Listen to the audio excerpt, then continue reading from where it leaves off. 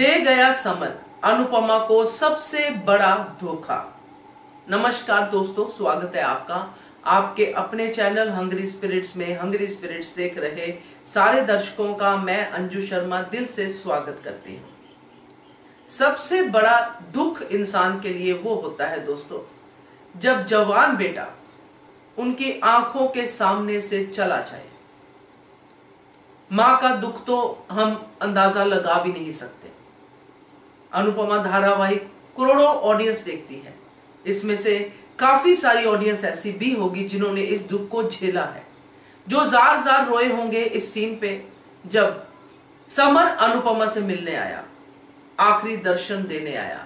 काफी सारे सवाल भी होंगे इस सीन को लेके कि ऐसे कैसे हो सकता है, ये तो पॉसिबल नहीं है। मगर इस वीडियो में हम बात करेंगे कि ये कैसे पॉसिबल होता है। चलिए चर्चा करते हैं। पहले वही निवेदन, जिन्होंने अभी तक चैनल को सब्सक्राइब नहीं किया है कर लीजिए। साथ में दोस्तों बेल आइकन दबाइएगा ताकि आपको हमारे वीडियोस के नोटिफिकेशन मिलते रहे। अनुपमा और समर का रिश्ता इस धारावाहिक का सबसे खूबसूरत रिश्ता रहा है दोस्तों, बचपन से लेके अब तक।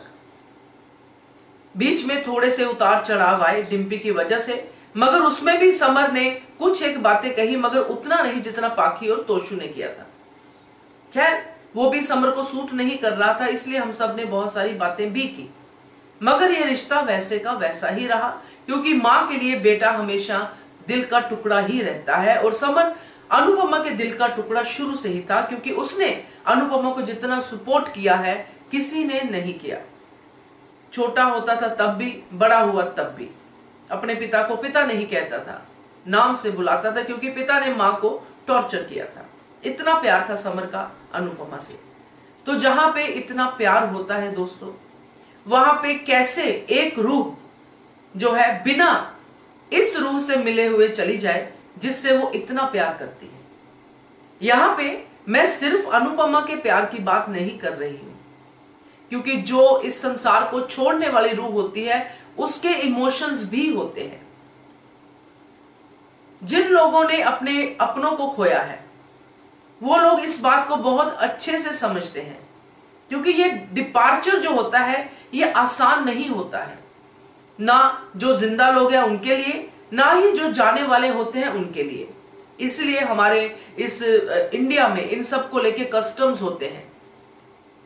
13-13 दिन लोग आके घर पे बैठते हैं ताकि वो जो मेमोरीज है, वो जो रूह का कनेक्शन है, वो हमसे थोड़ा थोड़ा दूर होता जाए, ताकि हम उस डिपार्टेड सोल को हैप्पीनेस दे सके, उसको हम उसके लिए प्रार्थना कर सके कि अब वो नहीं है इस संसार में, एक फिजिकल बॉडी में नहीं है, जहां पे भी है वो खुश रहे। और वो तब खुश रहेगी जब हम खुश रहेंगे।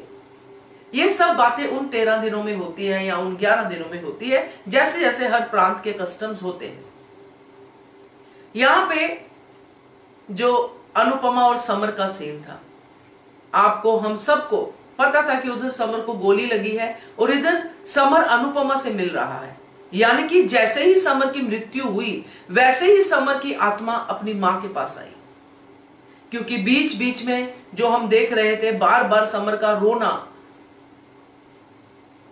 एकदम से अनुपमा से ऐसी बातें करना जैसे वो अब कभी वापस नहीं आएगा।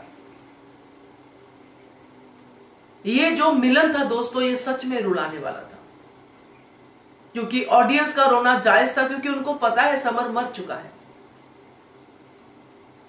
और ये बाकायदा चीजें होती हैं, क्योंकि जो मन होता है ना, इसका लगाव, इसकी जो डोर होती है मन से ही जुड़ी होती है। और ये मन ही अपने आप में डायलॉग करता है। कभी ये अपने सामने समर को बिठाएगा, कभी वो अनुज को बिठाएगा, कभी वो किसी और को बिठाएगा, जिससे ये मन जुड़ा होता है। तो ये मन की मन से बात थी। और अनुपमा के मन में समर कितने हद तक है ये हम सब जानते हैं। और टेलीविजन जिसमें हम ये देखते हैं उसमें सिर्फ दिखाया ही जा सकता है, महसूस नहीं करवाया जा सकता कि अनुपमा अकेली समर से बातें कर रही है। तो ये एक टीवी के जरिए हमें ये दिखाया गया कि कैसे समर की डिपार्टेड सोल जो उसी वक्त निकली और उसी वक्त अपनी मां के पास पहुंच गई, वो उससे बातें कर रही थी। वो उसको बता रही थी जो भी समर के इमीडिएटली माइंड में था जैसे ही गोली चली, समर ने देखा अनुज की तरफ, अनुज ने उसको पकड़ा, समर गिरा, वनराज तब तक वो होश में था और उसके मन में ये सब चीजें चल रही थी कि डिम्पी का क्या होगा, डिम्पी कैसी है, डिम्पी की बनती नहीं है हमारे परिवार से, उसको कैसे ट्रीट करेंगे और ये सब काम कौन कर पाएगा, मेरी जो अब गृहस्थी टूटने वाली है उसको कौन संभाल पाएगा, वो मेरी मां अनुपमा। इसलिए वो डिपार्टेड सोल सीधी अनुपमा के पास पहुंची। तो दोस्तों ये सोल टू सोल कनेक्शन होता है और ये होता है क्योंकि जब आप दिल से अंदर से किसी चीज को सोचते हो, चाहते हो, तो वो आपको आंसर जरूर करती है। उसमें सिर्फ प्योरिटी ऑफ हार्ट चाहिए होती है जो बड़ी मुश्किल से मिलती है। तो मुझे ये सीन बहुत अच्छा लगा क्योंकि इस सीन में इतने इमोशंस थे कि क्या ही कहना।